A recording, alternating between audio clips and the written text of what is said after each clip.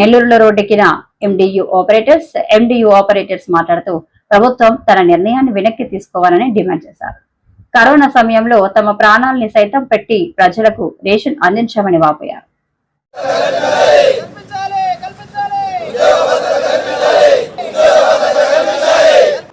ఈరోజు ప్రధానంగా అందరం కూడా రోడ్డు మీదకి రావడానికి కారణం ఈరోజు వ్యవస్థలో ఎంతో కాలంగా గత ప్రభుత్వం ఏర్పాటు చేసినటువంటి ఈ యొక్క ఎండి వ్యవస్థలో 2021లో ఫిబ్రవరి తేదీన ఫిబ్రవరి నెలలో మాకు ఈ బండ్లు ఇవ్వడం జరిగిందండి. అందులో భాగంగా మాకు 6 సంవత్సరాలకు గాను అగ్రిమెంట్ చేసుకుని గత ప్రభుత్వం ఏదైతే ఉందో వైఎస్ఆర్సీపీ ప్రభుత్వం మాకు ఈ బండ్లు ఇవ్వడం జరిగింది. తర్వాత 9 కాలం పాటు ఏదైతే ఈ కూటమి ప్రభుత్వం వచ్చిన తర్వాత ఈరోజు నిన్న మాకు బండ్లన్నీ కూడా ఒక్కసారిగా మేము బండ్లన్నీ తీసేస్తున్నామని చెప్పి చెప్పడం కూడా జరిగింది. మమ్మల్ని ఎన్నో రకాలుగా మేము వచ్చినప్పుడు కోవిడ్ టైంలో ఉన్నామండి. అందరం రెడ్ జోన్లో కూడా చాలా కష్టపడి మా కుటుంబాలను కూడా వదిలి రోడ్డు మీదకి వచ్చి మేము పనిచేసాము. అలాంటి వ్యవస్థలోంచి ఈరోజు మమ్మల్ని అందరినీ కూడా తీసివేయడం అనేది చాలా బాధాకరమైన విషయం. మేమందరం కూడా 9,260 మంది ఎండి ఆపరేటర్లు ఉన్నాము. ప్రత్యక్షంగా పరోక్షంగా ఇంకొక 9,260 మంది ఈ వ్యవస్థలో పనిచేస్తూ ఉన్నారు. 18,500 మంది ఈరోజు రోడ్డును పడిపోయే పరిస్థితి ఆల్రెడీ రోడ్డు మీదకి తీసుకొచ్చేసారు సార్. ఈరోజు మాకు అందరూ కూడా చాలా ఆవేదనతో ఉన్నాం సార్. ఈ రోజు మాకు బండ్లు ఇచ్చేస్తాం, మీకు ఇష్ట ప్రకారం మీరు చేసుకోండి అంటే ఆ బండ్లు ఈ రోజు దేనికి పనికొచ్చే పరిస్థితిలో లేవు సార్. సడన్ గా ఈ రోజు మాకు ఎటువంటి నోటీసు ఇవ్వకుండా ఏదైతే కూటమి ప్రభుత్వం ఉందో మా మీద ఇది నిర్ణయం తీసుకున్నారు. దీనికి గాను మేమందరం కూడా ఈరోజు నెల్లూరు రూరల్ అర్బన్కి సంబంధించిన ఎండి ఆపరేటర్లు ఈరోజు ప్రెస్ మీట్ ఏర్పడడం జరిగింది. అదేవిధంగా రేపు కలెక్టరేట్ ఎదురుగా జిల్లాలో ఉన్నటువంటి అన్ని మండలాలను కలుపుకొని మేమందరం కూడా పెద్ద నిరసన తెలియజేస్తున్నాము. అదేవిధంగా ఏదైతే ఈ కూటమి నిర్ణయం తీసుకుందో దాన్ని వెనక్కి తీసుకోకపోతే మా కుటుంబాలు కూడా రోడ్డు మీదకి వచ్చి ఖచ్చితంగా కూడా నిరసన తెలియపరుస్తామని చెప్పి ఖచ్చితంగా కోరుకుంటున్నాం. అదేవిధంగా మాకు సపోర్ట్ చేసేటటువంటి మిగతా ఏవైతే శాఖలు ఉన్నాయో కూడా వాళ్ళందరూ కూడా సిపిఎం కానీ సిపిఐ కానీ మిగతా ఏ పార్టీలైనా కూడా పార్టీలకు అతీతంగా మేమంతా పేదవాళ్ళం అండి, మా కోసం సపోర్ట్ చేయండి, మీరందరూ సపోర్ట్ చేసి మమ్మల్ని మళ్ళీ వెనక్కి తీసుకునే దిశగా మమ్మల్ని ఉంచాలి, తీసుకోవాలని చెప్పి కూటమి ప్రభుత్వాన్ని కోరుతున్నామండి. అదేవిధంగా కూటమి ప్రభుత్వం పేదల ప్రభుత్వం ఉన్నారండి. అదే పేదలను ఈ రోజు తీసుకొచ్చి రోడ్డు మీద నిలబెట్టాడు సార్. ఈ రోజు రేపటి నుంచి మేము ఏదైనా పని చేసుకోవాలన్నా, ఏం చేసుకోవాలన్నా, ఇంటి బాడు కట్టుకోవాలన్నా, కరెంటు బిల్లు కట్టుకోవాలన్నా, పిల్లలు ఎదిగిన స్థాయిలో ఉన్నారు, చిన్న బిడ్డలు ఉన్నారు, మేమందరం కూడా ఈ రోజు రోడ్డు మీదకి వచ్చే పరిస్థితి తీసుకొచ్చేసారు సార్. మా అందరూ కూడా మీరందరూ కూడా అదేవిధంగా మీరందరూ మాకు సహాయం చేయాలి. అదేవిధంగా ఈ రోజు రేషన్ వ్యవస్థలు ఏదైతే అందరూ హ్యాపీగా ఈ రోజు తీసుకున్నటువంటి సందర్భాలు ఎన్నో ఉన్నాయి సార్. అదేవిధంగా గత సంవత్సర కాలంలో విజయవాడలో వరదలు వస్తే కనీసం అంటూ 1,200 బండ్లు ఆ రోజు వ్యవస్థలో పనిచేశాం సార్ రేయింబావులు. దానికి కృతజ్ఞతగా భావంగా మాకు టీడీపీ ప్రభుత్వం అనేది మా మెళ్ళలో ఒక దొంగ అని ఒక ముద్ర వేసి ఈ రోజు మమ్మల్ని అందరూ కూడా బయటికి పంపించడం జరిగింది సార్. దీనిలో మేమందరం కూడా చాలా ఆవేదన చేస్తున్నాం సార్. కల్పించాలి కల్పించాలి కల్పించాలి కల్పించాలి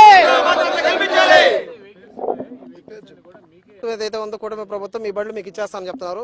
వాస్తవానికి మాకు ఎంఎస్సీ ముద్రా లోన్ల కింద ఈ బండ్లు ఇవ్వడం జరిగింది సార్.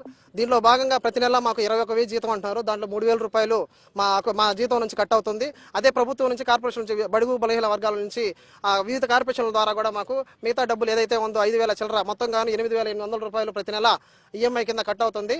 కానీ ఈ ప్రభుత్వం ఏదైతే ఉందో ఇంకా మాకు 18 నెలల సమయం ఉండగానే రాత్రికే తీసుకున్నట్టు నిర్ణయం గుంపుల గోవింద విధంగా తీసుకొని మమ్మల్ని అందరినీ కూడా మా బతుకులన్నింటినీ కూడా చీకట్లో నెట్టేయడం జరిగిందండి. ఖచ్చితంగా కూడా ఈ బండ్లని ఈ రోజు ఇచ్చినా కూడా ఇవన్నీ క్యాంటీన్ వెహికల్స్ కింద ఉన్నాయండి. ఈ రోజు మేము బండ్లు ఇచ్చినా కూడా రేపు బయట తిప్పుకునే దానికి కూడా లేని పరిస్థితి అండి. బయటికి రాగానే కూడా దీనికి ఏంటంటే దీనికి మళ్ళీ చేర్పులు తీసుకోవాలి. కనీసం ఒక 50,000 రూపాయల దాకా మళ్ళీ బండి ఖర్చు పెట్టుకుని మళ్ళీ ట్రాన్స్పోర్ట్ వెహికల్స్ గా దీన్ని మార్చుకునే విధి ఉంటుంది. కాబట్టి మా అందరూ కూడా మాకు ఖచ్చితంగా కూడా మాకు ఈ వ్యవస్థలో మళ్ళీ తిరిగి మమ్మల్ని అందరినీ తీసుకొని మమ్మల్ని అందరినీ మళ్ళీ ప్రజా పంపిణీ వ్యవస్థలో ప్రజలకి ప్రభుత్వానికి వారధిగా పనిచేసే విధంగా మమ్మల్ని అందరినీ తీసుకోవాలని పత్రికా విలేకరుల సమక్షంలో అందరికీ ధన్యవాదాలు చెప్పుకుంటాం సార్. సీఎం గారు అందరూ చేతులు జోడించండి. అయ్యా మేమందరం పేదవాళ్ళం సార్, మాకు వృత్తిని కల్పించి మమ్మల్ని అందరినీ కూడా మీ యొక్క ప్రభుత్వంలో భాగస్వాములు చేసుకొని అందరినీ ముందుకు నడిపించాల్సిందిగా కోరుకుంటాను. నా పేరు మాసార విశ్వనాథ్ సార్. నేను ఏపీ ఎండియు స్టేట్ సెక్రటరీగా ఉన్నానండి.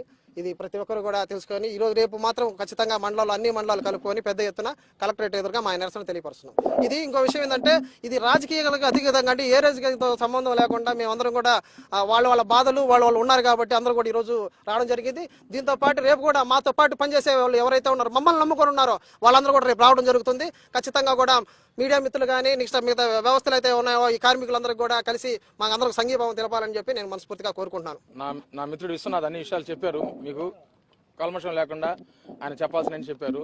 నా బాధ అంతా ఏంటంటే గత ప్రభుత్వంలో జగన్మోహన్ రెడ్డి గారు మేము చాలా మిడిల్ క్లాసు పేదల కింద ఉండేవాళ్ళం, చాలా పేదవాళ్ళం మేము. మమ్మల్ని అందరినీ ఆదరించి ఏదో బతుకు తెరువు కింద ఈ బళ్ళు ఇచ్చారు చేసుకుంటారని. ఈరోజు ఒక మాట కూడా చెప్పకుండా కేబినెట్ తీర్మానం తీసుకొని మా నాదెండ్ల మనోహర్ గారు రాత్రి సంతకాలు పెట్టి చేసి మమ్మల్ని రోడ్డున వేశారు. రేపు మా బిడ్డలు మా బిడ్డలు మేము పరిస్థితి మీద రోడ్డును పడిపోయాము. మా ఆడవాళ్ళు కూడా ఇళ్లలో నుంచి రేపు వచ్చి కలెక్టర్ దగ్గర ధర్నాలు చేస్తామంటున్నారు. ఎందుకు సార్ మా మీద ఇంత కక్ష? మేము కరోనా కష్టకాలం కాడి నుంచి రెడ్ జోన్ కాడి నుంచి మేము పనిచేసాం. 60 ఏళ్ళు 70 ఏళ్ళు ముసలి అందరూ మంచాల మీద పండుకుంటే వాళ్ళ ఇళ్లకు పోయి ముద్రలు వేయించుకుని పనిచేసాం. వెంకటేశ్వరం జగదరెడ్డి కాలనీ అక్కడ మన పెన్నా నది వరద ప్రాంతాల్లో కూడా 1200 బళ్ళు తిరిగి అప్పుడు కూడా మన రాష్ట్రంలో ఉండే బళ్ళని తిరిగి చేసినాయి. అదేవిధంగా విజయవాడలో కూడా మొన్న 1000 బళ్ళు పైన దాకా వరదలు చేస్తే ఆ వరదల కష్టాలన్నీ తీరిస్తే మా ఎండి వ్యవస్థ అంతా తీరిస్తే స్వయాన సీఎం సారే ఏమన్నారంటే ఈ బండ్లకి మంచి గుర్తింపు ఉంది, మంచి కష్టం చేస్తున్నారు, ఈ బళ్ళని తీయం, మేము 75% మంచి బ్యాక్ ఫుడ్ ఉంది దీనికి, ఈ బళ్ళు అయితే తీయము, ఈ బళ్ళు ఉంచుతాము, మీ ఎండి వ్యవస్థని ఎక్కడ మేము ద్రోహం చేయము, మిమ్మల్ని కాపాడుతామని సీఎం సారే చెప్పారు.